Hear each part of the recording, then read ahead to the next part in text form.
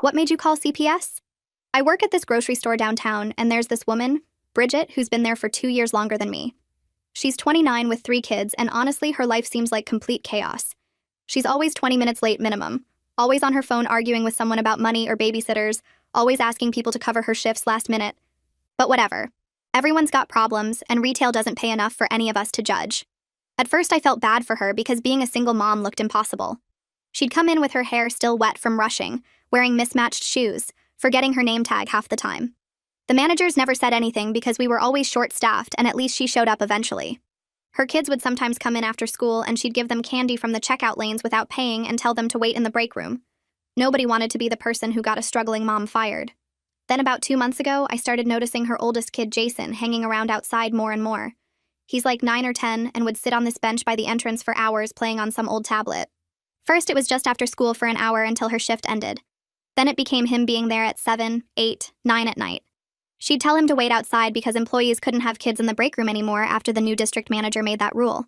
When customers would ask if he was okay, he'd say his mom worked here and she'd be done soon. But soon meant 3 or 4 more hours. I mentioned to Bridget once that Jason had been outside for 2 hours and it was getting dark. She rolled her eyes and said he was fine. He had his tablet and knew not to go anywhere with strangers.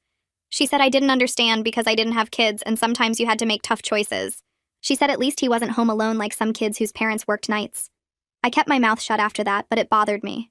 The kid would be out there in the rain sometimes, just sitting under the little overhang getting splashed. He'd come in to use the bathroom and his lips would be blue from the cold. Other employees started noticing too. Tanya from deli would sneak him hot soup. Robert from produce would give him apples. But nobody wanted to actually say anything to management because Bridget would definitely get fired and then what would happen to those kids? It kept getting worse though. She started picking up extra shifts and Jason would be outside from 4 in the afternoon until 11 at night when we closed. She'd take her breaks and smoke cigarettes out back instead of checking on him. When he'd come looking for her, she'd get annoyed and tell him to go back outside and stop bothering her at work. One night I was leaving after closing and it was past 11:30 and Jason was literally asleep on the bench.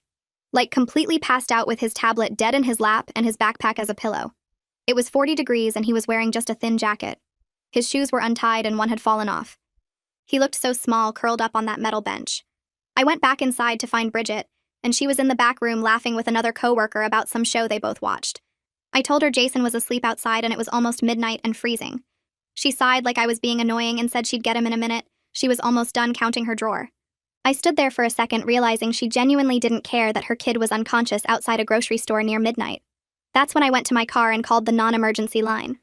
I just told them an unattended child was sleeping outside our store, and I was concerned for his safety. I gave them the address and hung up. I didn't give my name or mention Bridget at all. The cops came about 20 minutes later and woke Jason up. Bridget had to leave her drawer half-counted to deal with them. She made up some story about just running inside for a second and losing track of time. They let her take him home, but I guess they made a report. Child services showed up at her apartment the next week according to what she told everyone. They interviewed all 3 kids and the neighbors and checked her house. They found out the younger 2, who were 6 and 4, were being left with Jason to babysit them while she worked doubles. They found out she'd been leaving them alone overnight when she picked up graveyard shifts. They found out there wasn't enough food in the house and the electricity had been shut off twice in the last few months. Yesterday, Bridget came in laughing. She's over by Register 3 telling some story with her hands waving around, and I'm crouched down restocking the bottom shelf of cereal boxes trying to make myself invisible. My heart won't stop pounding because 3 nights ago I sat in my car and dialed that number, and now she's here laughing like nothing happened. I can hear her voice carrying across the store, that loud, cheerful tone she uses when she's in a good mood. Part of me wants to walk out right now and never come back. I grab another box of Cheerios and shove it onto the shelf harder than necessary. She doesn't know it was me. Nobody knows except whoever took that call, and they're not telling her. I keep repeating this in my head, but it doesn't make my hands stop shaking. Tanya's voice joins Bridget's now, and they're both laughing about something. I force myself to stand up and push my cart toward the magazine rack near the registers because I need to know what she's saying. My legs feel weird and disconnected, like I'm walking through water. I pick up a stack of gossip magazines and start straightening them, even though they're already perfectly straight. Bridget's saying something about her apartment being a disaster and how embarrassed she was. I freeze with a magazine halfway onto the rack. She's talking about the CPS visit. She's actually talking about it out loud where anyone can hear. Tanya asks something I can't quite catch, and Bridget laughs again. That laugh makes my stomach twist because it sounds genuine, not bitter or angry like I expected. I move one step closer and pretend to organize the candy bars hanging below the magazines. My hands are shaking so bad I almost knock over the whole display. Bridget's saying the caseworker lady was actually pretty cool, that she helped her fill out applications for programs Bridget didn't even know existed. She's describing how mortified she was about the mess in her apartment, but the caseworker didn't judge her or act superior. She just sat at the kitchen table and went through paperwork with her for like 2 hours. Tanya says something supportive, and Bridget keeps talking about emergency assistance and how she might finally be able to catch up on her electric bill. I'm standing there holding a Snickers bar like an idiot, trying to process this reaction I never saw coming. In my head, I'd imagined her furious, crying, scared about losing her kids. I'd imagined her figuring out it was me and screaming at me in front of everyone. I never imagined her laughing and calling the caseworker cool. The magazine in my other hand slides out and falls on the floor. I bend down to pick it up and stay there longer than necessary because I need a second to breathe. When I stand back up, Bridget's moved on to talking about her schedule for next week. My face feels hot and my shirt is sticking to my back even though the store is freezing like always. I finish with the magazines and wheel my cart toward the back, keeping my head down. Robert's in the produce section spraying down the lettuce when I pass. He glances at me and does a double take. I must look as messed up as I feel. I make it to the employee bathroom and lock myself in one of the stalls. I sit on the closed toilet lid and put my head between my knees like you're supposed to do when you feel faint. The fluorescent light above me is buzzing and flickering. Someone comes in, uses the sink, and leaves. I stay there counting my breaths until my heart rate feels somewhat normal. When I finally come out, I wash my hands for way too long and avoid looking at myself in the mirror. My break isn't for another hour, but I grab my jacket from my locker and head out to my car anyway. Nobody stops me. I sit in the driver's seat with the windows cracked and stare at the employee entrance. The November air is cold enough that I can see my breath. I keep replaying Bridget's laugh in my head, trying to understand it. She was relieved. She actually sounded relieved that CPS came to her apartment and investigated her. That doesn't make sense with anything I expected. I thought calling would help her kids but destroy her, and now I don't know what to think. A knock on my window makes me jump so hard I hit my knee on the steering wheel. Robert's standing there with a cigarette, looking concerned. I roll down the window halfway. He asks if I'm okay because I looked really pale inside. I tell him I'm just tired, didn't sleep well last night. He takes a drag and gives me this look that makes my chest tight. It's not suspicious exactly, more like understanding. Like he knows something without me having to say it. He asks if I heard Bridget talking about the CPS thing. I nod because I can't trust my voice right now. He says it's good someone finally did something, that he's been worried about those kids for months. The way he says someone lands heavy between us. I look down at my hands gripping the steering wheel. He tells me he's glad the caseworker seems helpful instead of just punishing, that maybe Bridget will actually get the support she needs. Then he flicks his cigarette and heads back inside. I sit there for another 10 minutes before I can make myself go back to work. The next day, Bridget's restocking the candy aisle when I walk past with my pricing gun. She's humming something under her breath and organizing the chocolate bars by type. She looks up when she sees me and starts talking like we're in the middle of a conversation. She tells me CPS connected her with this subsidized after-school program for all 3 kids starting next week. It's at the community center just 2 blocks away and they can stay until 7, which covers most of her shifts. She sounds excited about it, listing off all the activities they'll have. Arts and crafts for the younger ones, homework help for Jason, a gym for rainy days. I'm standing there with my pricing gun pointed at a jar of peanut butter, not moving. She keeps talking about how it's basically free, just $5 a week per kid, and they even provide snacks. Her voice has this lightness I've never heard before. I manage to say that sounds really great, that it'll be good for them. She agrees and says she feels stupid for not knowing these programs existed, that she's been paying her neighbor $40 a day to watch them and the neighbor mostly just let them watch TV. I nod and price another item. She mentions the program has dinner included too, so that's one less meal to figure out. The relief in her voice when she says that makes me feel strange. I'm glad my call helped, but I still went behind her back and reported her to authorities. I told strangers that she was neglecting her kids. Even if it worked out okay, that's what I did. She moves down the aisle to restock the gummy bears, and I escape to the next section. My hands won't stop shaking for the rest of my shift. 2 days later, Tanya catches me heading into the walk-in cooler to grab more milk crates. She follows me in and closes the door behind us. The cold air hits my face and I can see both our breaths in the dim light. She asks me directly if I was the one who called about Jason that night. Her voice isn't mean or accusing, just curious and quiet. I freeze with my hand on a milk crate. She says she's not trying to start anything. She just wants to know. I don't say yes or no, but I can feel my face doing something that gives me away. She steps closer and squeezes my arm. She tells me someone needed to, that she's been feeling guilty for months about not doing it herself. She was working the closing shift 2 weeks before I made the call and found Jason asleep out there, and she just woke him up and told him to go find his mom. She's been losing sleep over it ever since. I tell her I understand, and she squeezes my arm again before letting go. We both stand there in the cold for a minute, not saying anything. Then she grabs the crates she came for and pushes back out into the store. I stay in the cooler for another minute, letting the cold air sting my face. At least one person knows now and doesn't hate me for it. Over the next week, I start noticing the bench by the entrance sitting empty during evening shifts.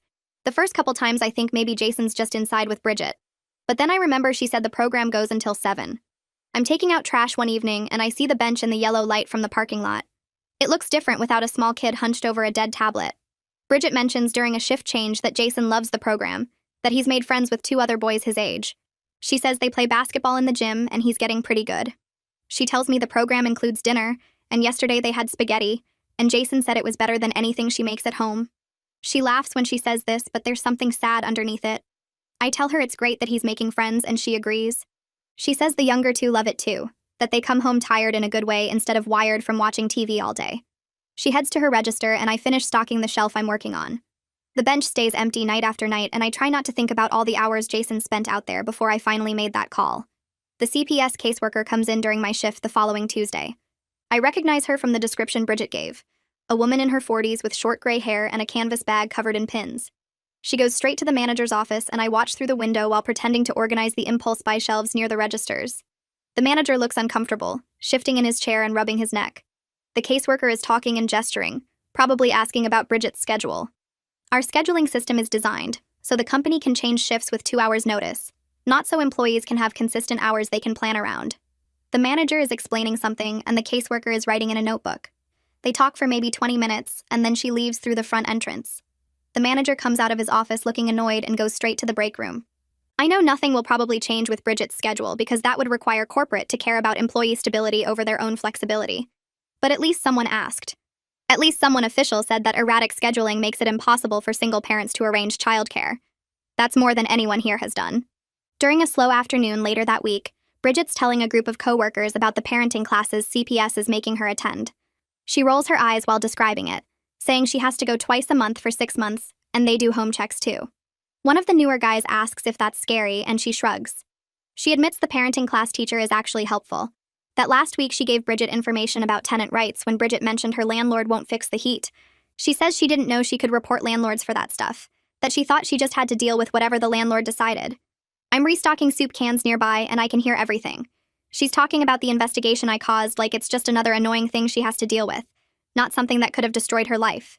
She mentions the home checks are monthly, and they look at everything from food in the fridge to whether the smoke detectors work. She laughs and says she's been cleaning more in the past 2 weeks than she has all year. The other coworkers laugh with her. I stack another can and try to focus on getting the labels facing forward. The strange feeling in my chest won't go away. I triggered this investigation that's requiring her to take classes and submit to home inspections, and she's treating it like a minor inconvenience that comes with some unexpected benefits. I don't know how to feel about that.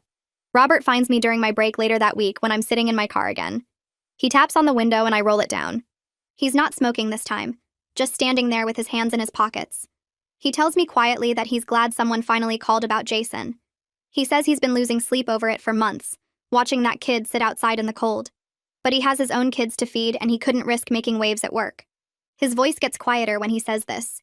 He tells me he knows what it's like to need every single paycheck and not be able to afford principals. I tell him I understand, and I do. We were all trapped between wanting to help and needing to survive. That collective paralysis let a 10-year-old sit outside a grocery store until midnight in 40-degree weather. Robert says at least it's over now. At least Jason has somewhere warm to go. I nod but don't say anything else. He heads back inside, and I sit there thinking about how many of us saw what was happening and did nothing until I finally broke. The guilt of our shared silence doesn't feel any lighter, even though the outcome seems okay. We all failed that kid for months before one of us finally acted.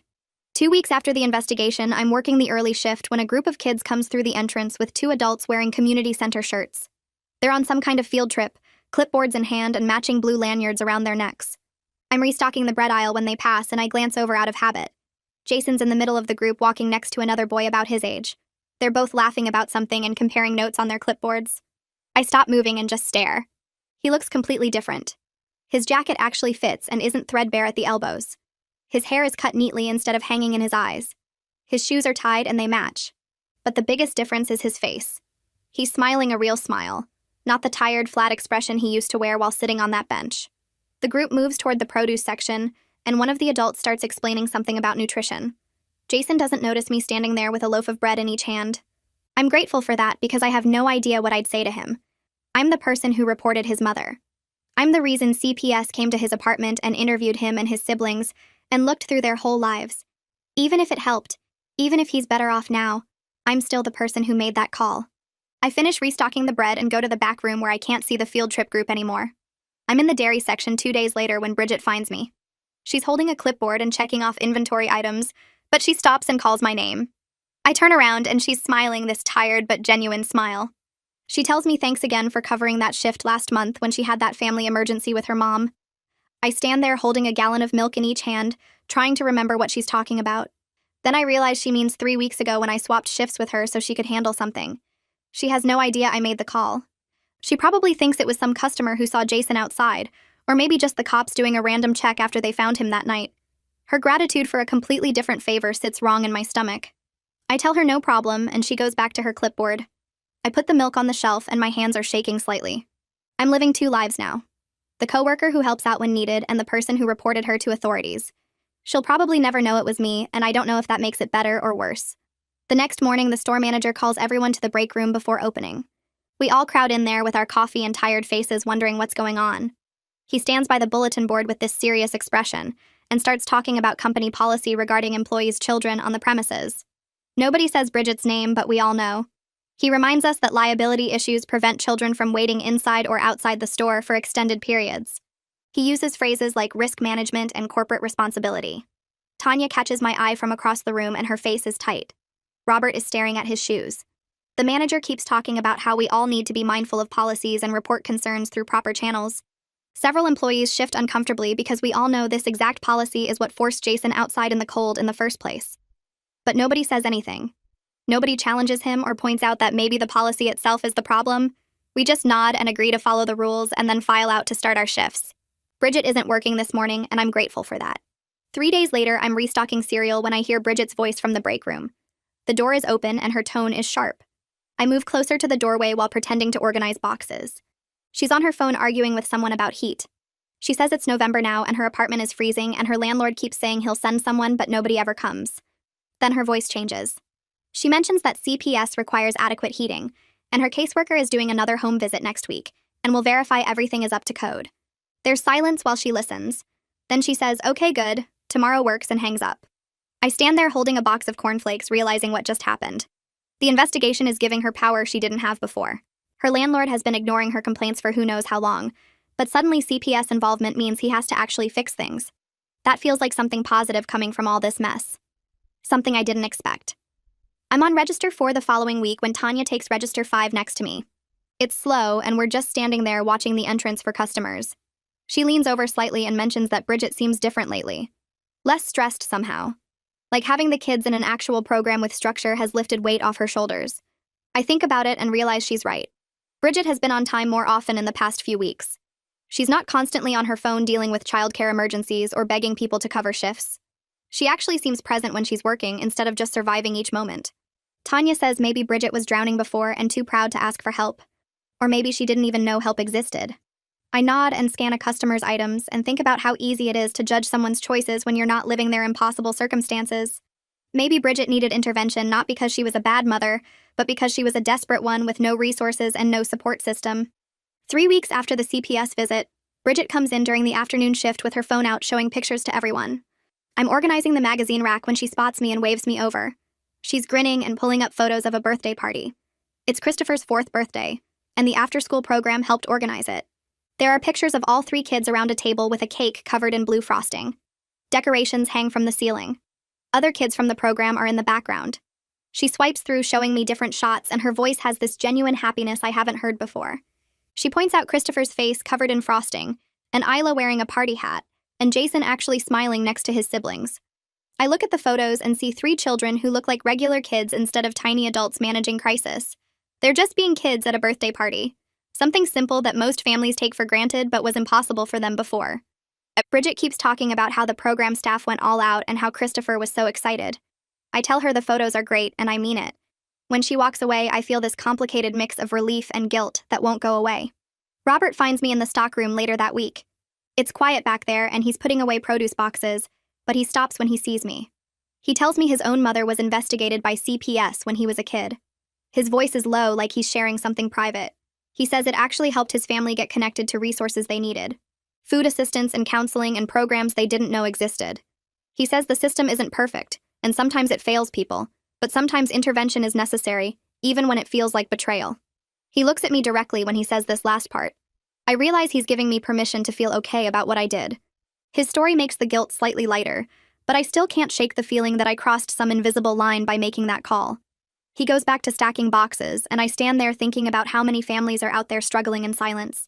The caseworker comes back for a follow-up visit the next week, and I specifically requested that day off. I didn't want to risk being there when she was asking questions. I spent the day at home cleaning my apartment and trying not to think about it. Tanya texts me around 3 saying the caseworker just left. She says the woman talked to several employees who regularly interacted with Jason during his time outside. She says the caseworker seemed focused on understanding what community supports the family had, not on punishing anyone. Tanya says it felt more like building a picture of the situation than looking for someone to blame. I text back thanks for letting me know and then sit on my couch staring at my phone. Part of me wishes I'd been there to see how it went. Part of me is relieved I wasn't. I noticed small changes in Bridget over the next few weeks. She's packing actual lunches now instead of buying clearance items from the store or skipping meals entirely. She brings a little insulated bag with a sandwich and fruit and actually takes her full break to eat. It's such a small thing, but it suggests stability. Maybe the emergency assistance means she has grocery money. Maybe not paying for last-minute babysitters means she can afford food. Maybe having a few hours when she's not in pure survival mode means she can think about basic things like packing lunch. I watch her eat a turkey sandwich in the break room and realize how much I took for granted. I've always been able to pack lunch. I've never had to choose between eating and keeping the lights on. One evening near closing, a woman comes into the store wearing a community center shirt. She's got a clipboard, and she's looking around like she's searching for someone. She spots Bridget at the customer service desk and walks over. I'm nearby organizing returns and I can hear their conversation. The woman introduces herself as a coordinator from the after-school program. She tells Bridget that Jason has been helping the younger kids with their homework and showing real leadership skills. Bridget's face does something complicated when she hears this. Pride mixed with sadness. Like she's realizing her oldest child has been forced to grow up too fast. The coordinator keeps talking about how Jason is patient with the little kids and takes his responsibilities seriously. She mentions they have a mentorship program he might benefit from where he'd get paired with a male role model. Bridget writes down the information and thanks her. After the woman leaves, Bridget just stands there staring at the paper in her hand. I finish with the returns and head to the back room because watching her process that feels too private. I find myself watching Bridget differently now. Things I used to see as chaos and irresponsibility look more complicated when I actually pay attention. She picks up every extra shift offered even when she's clearly exhausted. She never buys anything for herself but will grab clearance toys for her kids when they go on sale. She's navigating systems designed to make poor people fail and somehow still showing up every day. I used to think she was just messy and disorganized. Now I see someone fighting to survive with limited weapons. My judgment feels less certain, less black and white. I don't know who deserves what anymore or how to measure good parenting when someone is drowning. I just know that 3 kids are safer now than they were before, and maybe that's what matters most. A slow Tuesday afternoon meant empty aisles and time for Bridget to actually talk instead of running between registers and restocking. She leaned against the customer service counter chatting with another cashier about something her caseworker had done. I was organizing the impulse buy section nearby and couldn't help overhearing. Bridget laughed while explaining that the caseworker helped her apply for subsidized housing with a 2-year waitlist. She said at least she was on it now, which was better than nothing. The other cashier asked what subsidized housing even was, and Bridget admitted she didn't know it existed in our city until last week. She thought it was just something from other places, not here. I kept straightening candy bars that didn't need straightening and thought about how many resources must be invisible when you're drowning. When you're working doubles and dealing with shut-off notices and finding babysitters, you don't have time to research what help might exist. You just survive hour by hour. Bridget kept talking about the application process and how complicated the paperwork was, but her caseworker walked her through every section. The waiting list didn't bother her as much as I expected. She seemed almost excited just to be on it, like having a possibility 2 years away was still hope. The district manager showed up the following week doing his quarterly store visits. He usually just checked inventory and talked to the store manager in the office, but this time he made a point of finding Bridget during her shift. I was covering a register 3 lanes over when he approached her at customer service. He told her he'd been reviewing employee records and noticed her improved punctuality and performance over the past month. Bridget looked surprised, like she expected criticism instead of recognition. He kept talking about how reliability was valuable, and the company needed good people in leadership positions. Then he offered her first consideration for the next assistant manager position that opened up. Better pay, consistent scheduling, actual benefits. Bridget's face went through about 5 different expressions before settling on shocked. She thanked him and said she'd definitely be interested. After he walked away, she just stood there staring at nothing for a solid minute. I wondered if anyone had ever recognized her for doing well instead of only noticing when she struggled. The idea that she could move up instead of just surviving seemed to genuinely surprise her. I saw Jason outside the store a few days later, but everything about the situation looked different. He was with a group of kids his age and 2 adults wearing community center shirts. They had clipboards and were doing some kind of nature scavenger hunt around the neighborhood. Jason was animated, actually smiling and talking with another boy about something on their list. They checked off items as they found them, leaves and rocks and other things I couldn't see from inside. The bench where he used to sit alone for hours was just background now, part of the landscape instead of his prison. He walked right past it without even glancing at it, laughing at something his friend said. The counselor with them looked patient and engaged, actually paying attention to what the kids were finding and saying. I watched them move down the sidewalk toward the park and felt something loosen in my chest. That kid who used to sit outside in the cold with a dead tablet now had friends and activities and adults who cared. The change was so visible it almost hurt to see. Tanya caught me during our overlapping break that afternoon. We were both in the back room and she brought up Bridget's situation directly. She said she was glad someone finally did something about it. Her voice was quiet but firm, like she'd been thinking about this for a while.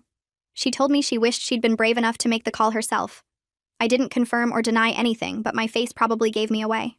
Tanya squeezed my shoulder and said sometimes helping people means doing things they might initially hate you for. That's just part of caring about others. The guilt had been eating at me despite seeing all the positive changes. Hearing someone else say it was the right thing helped, even though I still felt weird about going behind Bridget's back. Tanya mentioned she'd been losing sleep over Jason sitting outside in the cold too, but didn't know what to do. Everyone at the store had been trapped between wanting to help and being afraid of making things worse. At least now the kids were safe and Bridget was getting support instead of just struggling alone. A month after the investigation, Bridget brought paperwork to work during her break. She spread it out on the break room table looking excited but nervous. Medical billing certificate program at the community college. She explained to anyone who'd listen that her caseworker told her about a workforce development grant covering tuition and childcare during class time. The grant specifically helped single parents get job training for better careers. She'd never heard of it before. The program was 2 evenings a week for 6 months and led to certification that could get her a job at a hospital or clinic. Better pay than retail, actual career path, normal hours. She asked the store manager if she could adjust her schedule for the classes, and he agreed immediately. Bridget kept looking at the enrollment forms like she couldn't believe this was real. She told me later that she never imagined going to college or having a career instead of just jobs. Requested Reds is on Spotify now. Check out link in the description or comments. The possibility of actually improving her situation instead of just surviving felt foreign to her. But the caseworker kept telling her she was capable and deserved better opportunities. Someone believing in her seemed to matter as much as the actual resources. I realized over the next few weeks that I'd been waiting for Bridget to figure out I made the call. Some part of me expected her to piece it together and confront me, but it was becoming clear she probably never would. The anonymous nature of the report meant I got to keep my secret and my guilt. I watched the aftermath without facing direct consequences for my choice. Part of me wished she knew so we could clear the air and I could stop carrying this weird tension. But mostly I was relieved to avoid that confrontation. What would I even say? I reported you because your kid was sleeping outside in the cold and you didn't seem to care? That sounded harsh even though it was true. The complexity of the situation made simple explanations impossible. She was failing her kids but also trapped in impossible circumstances. I helped protect the children but also went behind her back to authorities. Nothing about it felt purely good or purely bad. Just necessary and uncomfortable and permanently complicated. Robert mentioned during a restocking shift that his daughter went to the same after-school program now. She'd become friends with Isla, Bridget's 6-year-old. He said Isla talked constantly about how much she loved the program and didn't want to miss any days. They did art projects and played games and got help with homework. His daughter said Isla was always happy and excited about whatever activity they were doing. The kids who'd been left with their 10-year-old brother as babysitter were now in age-appropriate care with structured activities and adult supervision. Robert said you could see the difference in how they acted. More relaxed, more like regular kids instead of tiny adults managing crisis. Isla apparently talked about the snacks they got at the program and how she was learning to read better. Simple things that should have always been part of her life but hadn't been. The program gave them stability and safety and childhood, things their mother wanted to provide but couldn't manage alone. The store manager pulled me aside one afternoon after a particularly smooth shift. He thanked me for being a reliable employee and said he appreciated my work ethic. Then he mentioned that he knew some staff members had been concerned about Bridget's children. His wording was careful, almost too careful. He said he appreciated that someone handled it appropriately through proper channels rather than gossip or drama. The way he looked at me while saying this made me wonder if he knew or suspected I made the call. But he didn't push further and I didn't volunteer information. We just stood there for a second with this understanding hanging between us. He added that the situation had worked out better than anyone expected, and Bridget was doing well now. Then he went back to his office and I went back to my register. The conversation felt significant, but incomplete. Like he was telling me he knew without actually saying it directly. Or maybe I was reading too much into it because of my own guilt. Bridget told a group of coworkers during lunch break that her electricity hadn't been shut off in 6 weeks. She said it like an accomplishment, which I guess it was for her. 6 weeks was apparently a record this year. The emergency assistance program helped her catch up on bills and taught her about payment plans she didn't know utilities offered. You could pay a set amount each month based on income instead of the full bill. She'd been trying to pay everything at once and failing, then getting hit with shut-off notices and reconnection fees. The payment plan meant consistent smaller amounts she could actually manage. She talked about not worrying whether the lights would work when she got home. That specific relief in her voice was tangible. Such a basic thing that most people never think about. Flipping a light switch and having it work. But for her, it had been a constant source of stress and shame. Now she could focus on other things instead of that particular crisis. The stability showed in other ways too. She seemed calmer, less constantly on edge. Like removing one major stressor freed up mental space for everything else. A newer employee complained about covering one of Bridget's shifts, and I jumped to her defense without thinking. I explained that she was dealing with a lot, and had actually been much more reliable lately. The new guy didn't know Bridget's history or circumstances. He just saw someone asking for coverage and assumed she was flaky. I found myself explaining about her kids and the community programs and how much things had improved. Defending her felt natural even though months ago I'd been judging her just as harshly. I realized I'd shifted from seeing surface chaos to understanding the circumstances underneath. The complexity of her situation had become more visible to me than just the mess I initially noticed. She wasn't irresponsible or careless. She was someone trapped in systems designed to make poor people fail, fighting to survive with limited resources and no safety net. My judgment had been easy when I didn't understand the full picture. Now I saw how hard she was working just to keep her family together. That changed everything about how I viewed her choices and struggles. 3 months passed faster than I expected. The CPS caseworker walked into the store on a Tuesday afternoon while I was restocking the cereal aisle. She wore the same professional outfit from before, carrying a leather folder under her arm. My hands froze on a box of cornflakes when I spotted her heading toward the manager's office. Through the glass window, I watched her shake hands with him, then sit down across from his desk. Their conversation looked calm and businesslike. No tension in anyone's shoulders, no defensive postures or crossed arms. After about 10 minutes, she left the office and walked over to where Bridget was working the customer service counter. They talked for maybe 5 minutes, both smiling occasionally. Bridget nodded several times and even laughed once. The caseworker touched Bridget's arm briefly before leaving, like friends saying goodbye. I kept pretending to organize cereal boxes that were already perfectly straight. During our afternoon break, Bridget sat at the table in the back room eating a sandwich she'd brought from home. She mentioned to another coworker that her caseworker visit went really well. The caseworker said she was making excellent progress with everything. The parenting classes, the stable childcare arrangement, keeping up with bills, maintaining adequate food in the house. Everything was looking good enough that they might close the case after 6 months instead of keeping it open longer. Bridget sounded relieved but also proud, like she'd accomplished something significant. I dumped my coffee in the sink and rinsed the cup, listening to her talk about how different things were now compared to a few months ago. The following week, Tanya came to work carrying a white bakery box and wearing a huge smile. She gathered several coworkers in the break room during the mid-afternoon lull and told us Bridget had finished her first medical billing class. She got an A on the final exam. Tanya had organized a small celebration, asking people to chip in a few dollars for a cake from our own bakery department. 8 of us crowded into the break room when Bridget came in for her scheduled break. We all yelled surprise and she actually jumped, putting her hand over her heart. The cake had "Congratulations, Bridget," written in blue frosting. Her eyes got wet immediately, and she kept saying she couldn't believe we did this. She cut the cake with shaky hands while people clapped. When she took the first bite, tears were running down her face. She told us that nobody had ever made a fuss about her accomplishments before. Not when she graduated high school, not when any of her kids were born, never. She kept wiping her eyes and laughing at herself for crying over a grocery store cake. Watching her accept this simple recognition made something warm spread through my chest. These were good people I worked with. People who noticed when someone was struggling and when someone was succeeding. People who cared enough to celebrate the small victories that meant everything to someone like Bridget. A few days later, I was working the register during the after-school rush when the community center group came through.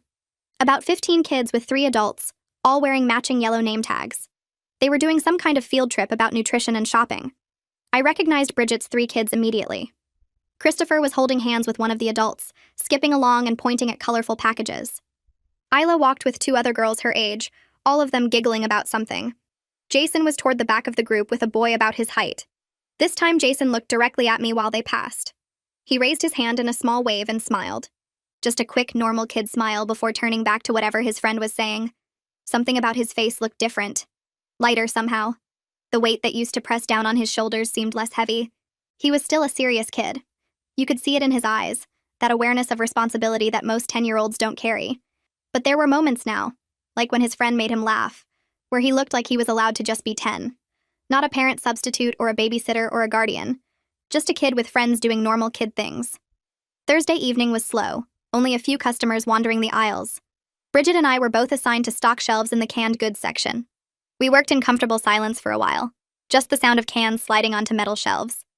Then Bridget started talking about her parenting class. She said the instructor taught them about realistic expectations for children at different developmental stages.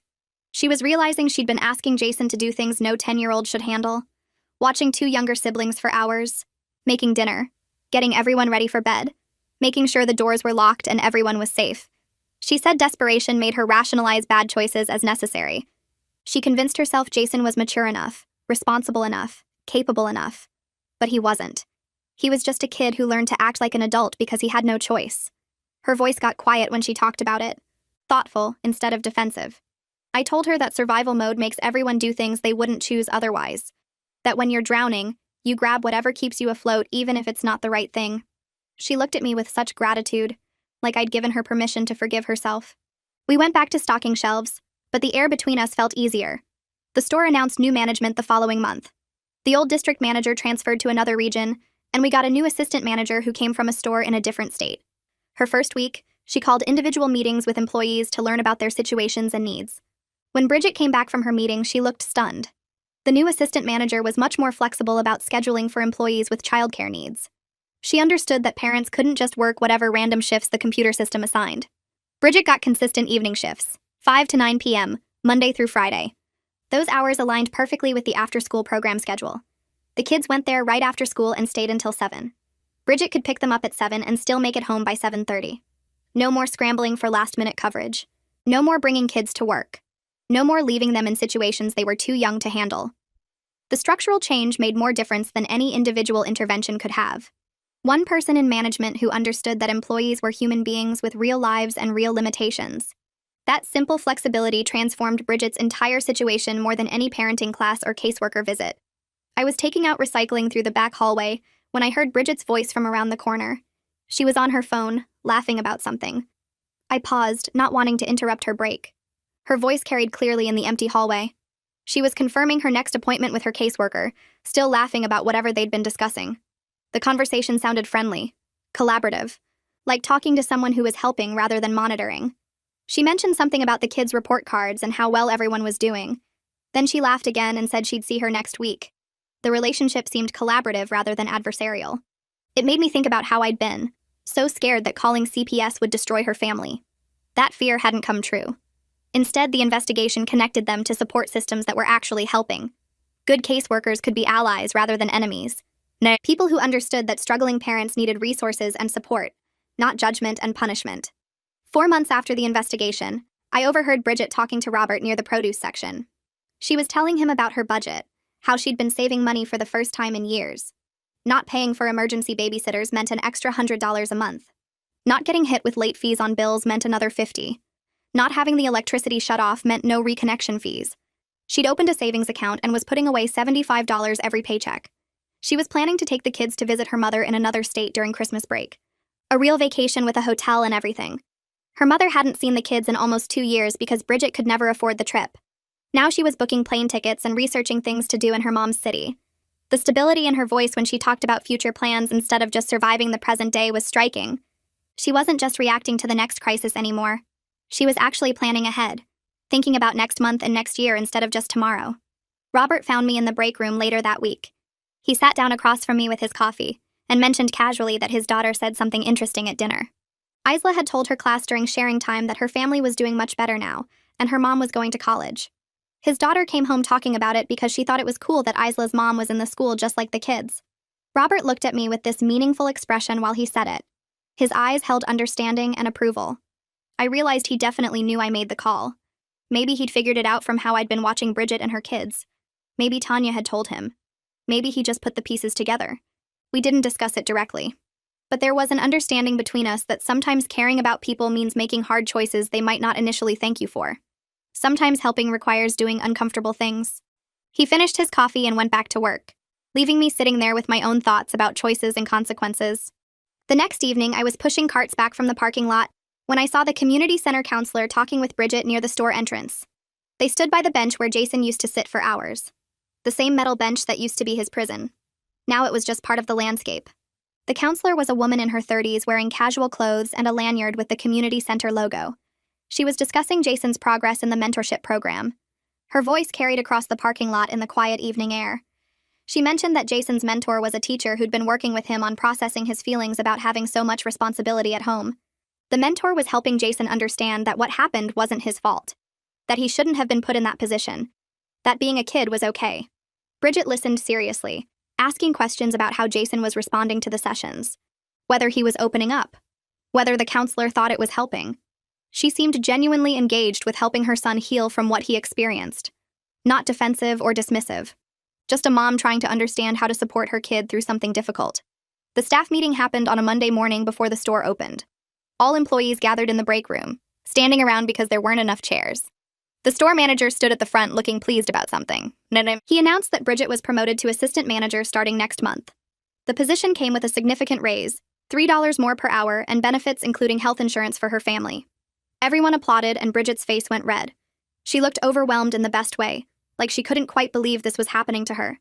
People congratulated her and she kept thanking everyone. After the meeting, she caught me by the time clock. She told me privately that 6 months ago she never imagined anything getting better. She thought she'd be stuck in the same desperate situation forever, just barely surviving, always one crisis away from everything falling apart. Now her whole life was different. She had stable childcare, consistent work hours, money in savings, health insurance coming, and a promotion she never thought she'd get. Her voice cracked when she said it, and I told her she earned every bit of it. A few weeks went by, and Tanya and I ended up closing together on a Tuesday night. The store was dead after 9, just us doing cleanup and restocking while the fluorescent lights hummed overhead. She was wiping down the deli counter, and I was organizing the magazine rack when she walked over and stood next to me. She didn't say anything at first, just helped straighten the displays. Then she told me directly that she knew I made the call about Jason. Her voice was quiet but certain. She said it was the right thing to do even though it was scary. She could tell by how I'd been watching Bridget and her kids over the past few months, like I was checking whether my choice helped or hurt them. My hand stopped moving and I just stood there holding a stack of gossip magazines. I finally admitted it was me. Saying it out loud to someone who understood felt like releasing pressure I didn't know I was holding. She squeezed my shoulder and said she'd been losing sleep over not calling herself, that seeing Jason outside in the cold had haunted her. We finished closing in comfortable silence, both of us carrying less weight than we had an hour before. The next week, the CPS caseworker came back for what I learned later was her final visit. I was stocking shelves in the cereal aisle when I saw her talking with Bridget near the customer service desk. I moved closer while pretending to organize boxes, close enough to hear their conversation. The caseworker told Bridget that the case was closed successfully because she'd maintained stable housing, consistent childcare, and real engagement with support services. Her voice was warm, not the cold bureaucrat tone I'd imagined. She said Bridget should be proud of the changes she'd made for her family. Bridget thanked her, and her voice got thick when she mentioned that the intervention was hard at first, really hard, but it ultimately helped her access resources she desperately needed. She said she didn't know those programs existed until the caseworker connected her. They shook hands and the caseworker left, and I stayed in the cereal aisle processing what I'd heard. Bridget wasn't angry about the call anymore. She was grateful. 2 days later, Bridget brought all 3 kids into the store on her day off. She wanted to show them where she worked, and they were excited to see the place their mom talked about all the time. Christopher and Isla ran around looking at everything with wide eyes, pointing at the bakery displays and the flower section.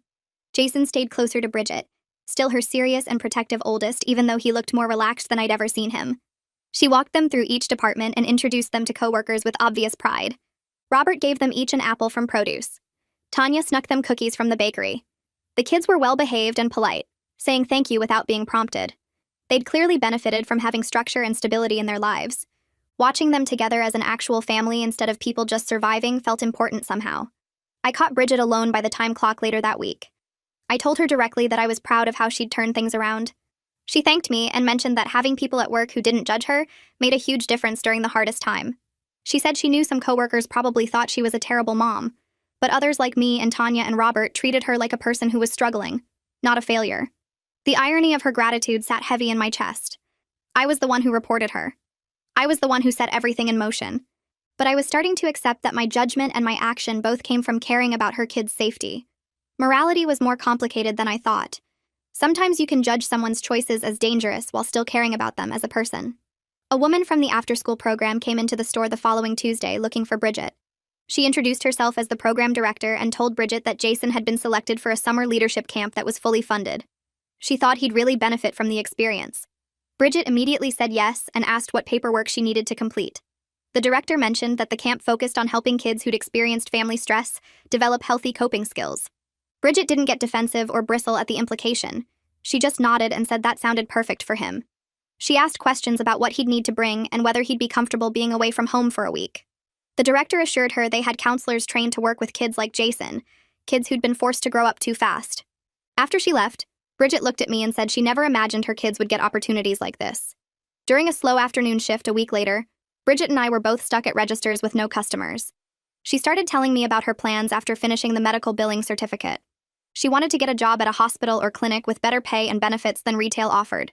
She talked about being able to afford a 2-bedroom apartment so the kids didn't all share one room.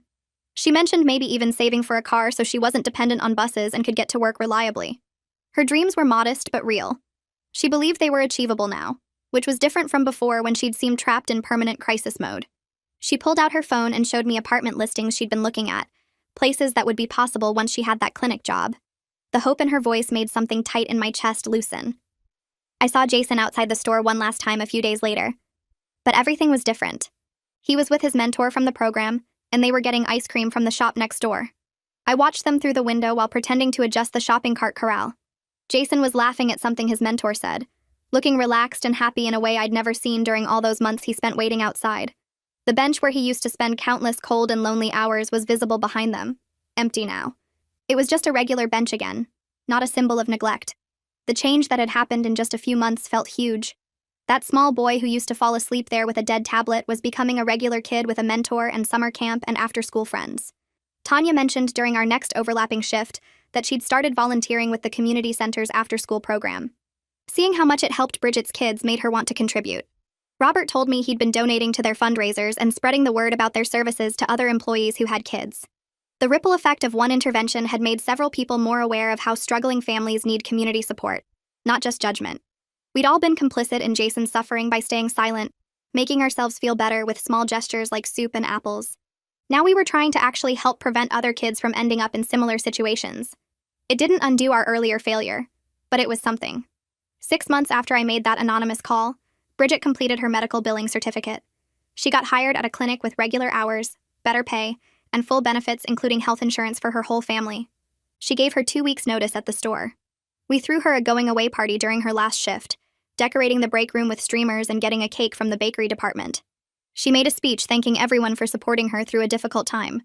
Her voice broke when she talked about how scared she'd been that she'd never get out of the cycle of poverty and chaos. Several coworkers got emotional. Tanya cried. Even Robert's eyes looked wet. Bridget had become more than just the chaotic coworker who was always late. She'd become someone we all rooted for. On Bridget's last day, she pulled me aside near the employee lockers after her final shift.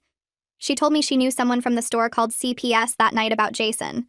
She said she was angry at first, furious actually, but she was grateful now because it forced her to accept help she was too proud to ask for. She didn't say she knew it was me specifically, but her eye contact suggested she might suspect.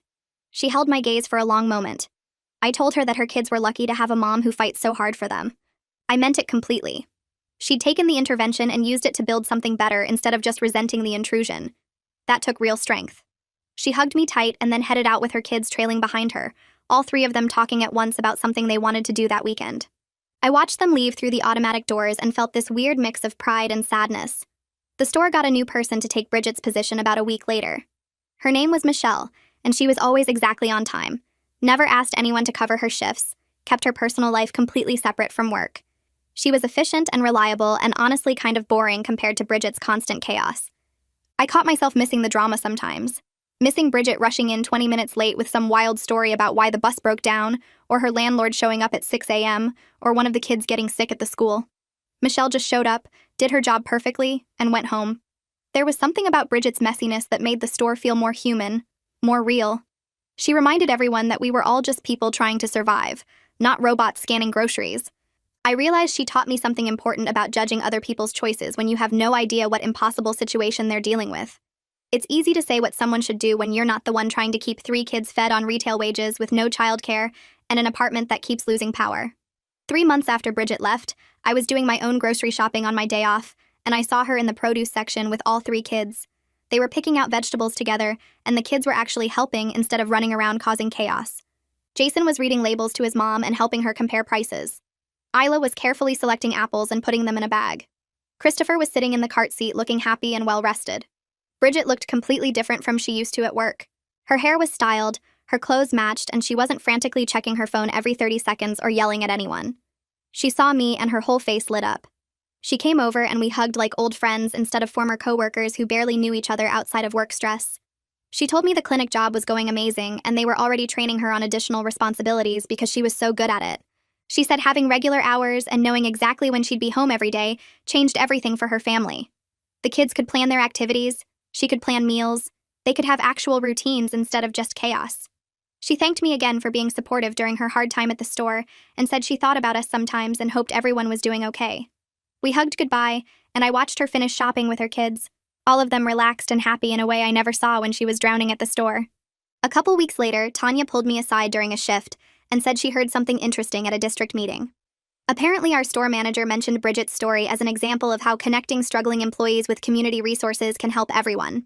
The company was now looking into developing partnerships with local service organizations to help other employees who might be dealing with similar situations.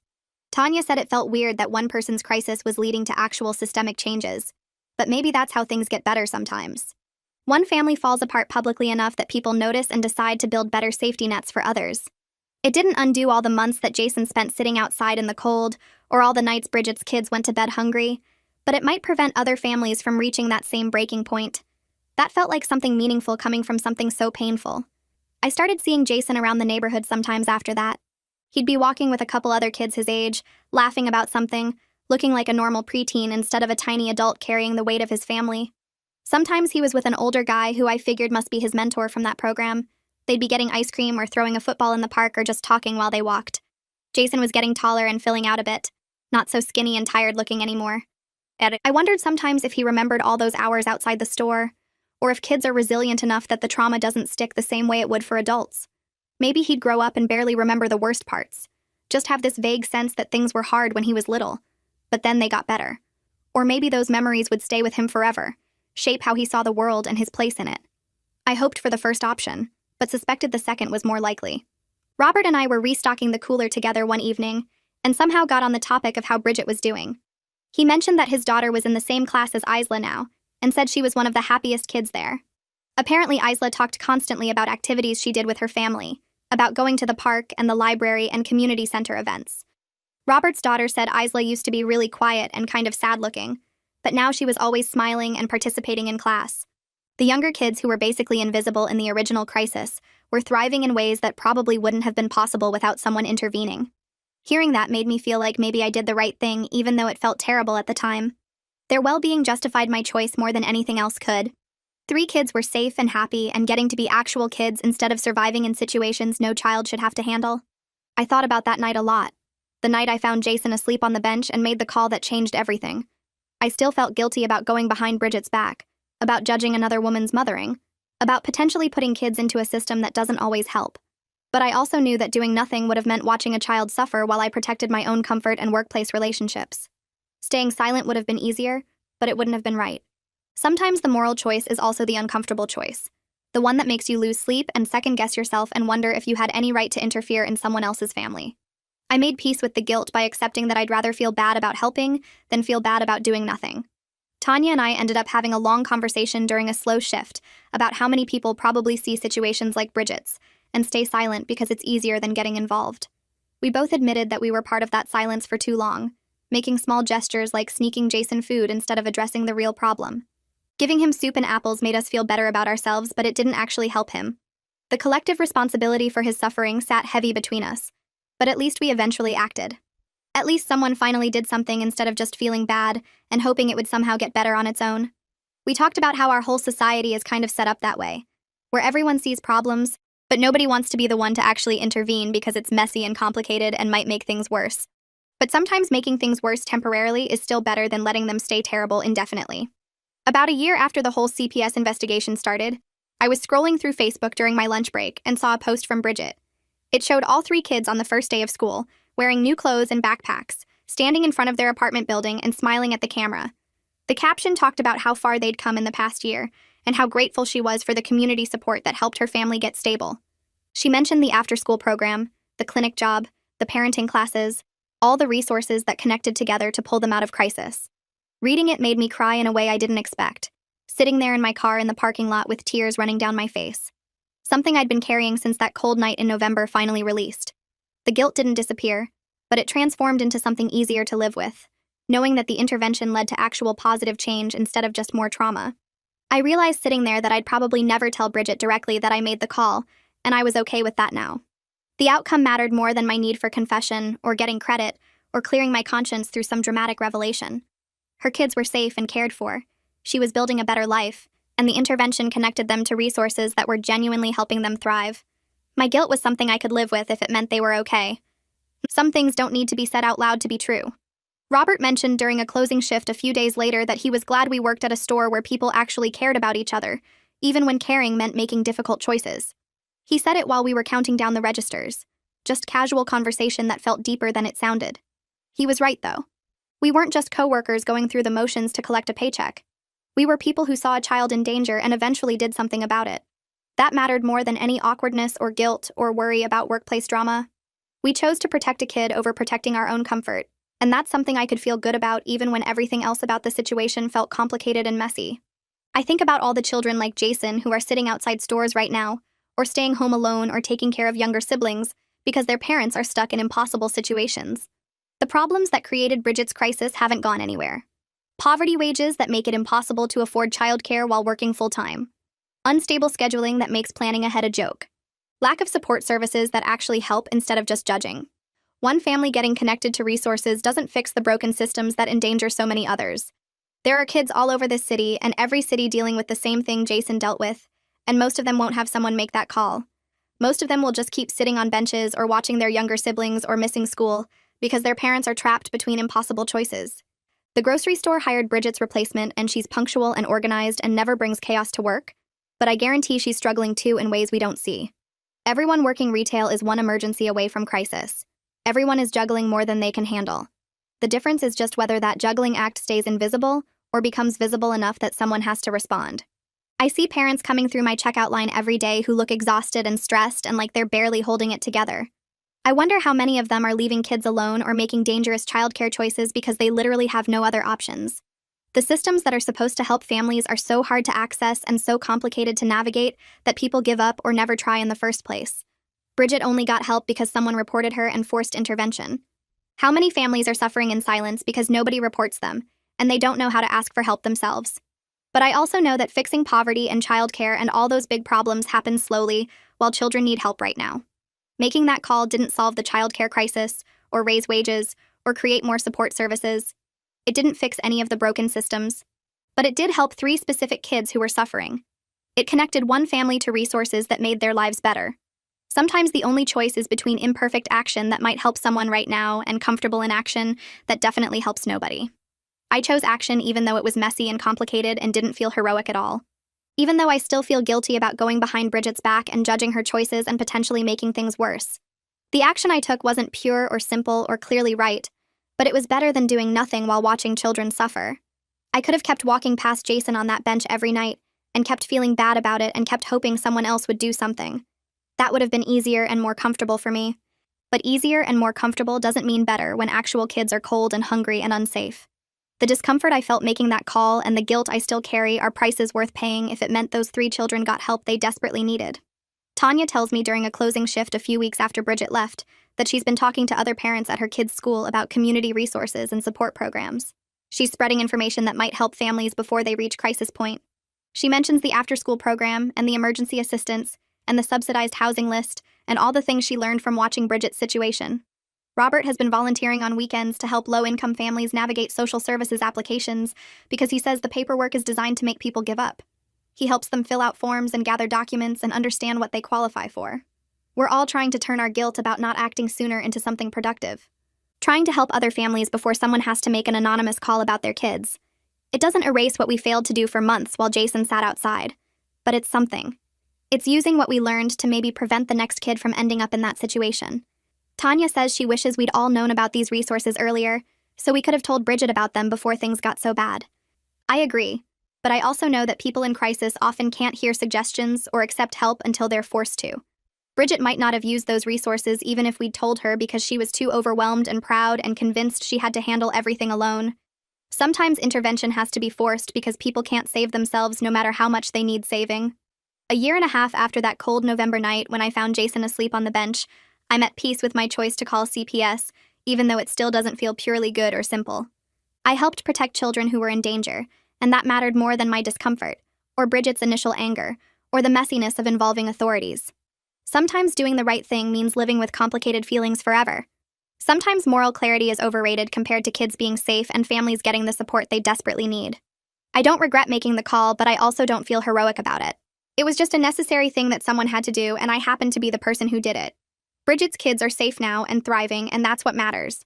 The fact that it took a crisis and an investigation to get them help is a failure of the systems that should have supported them before things got that bad.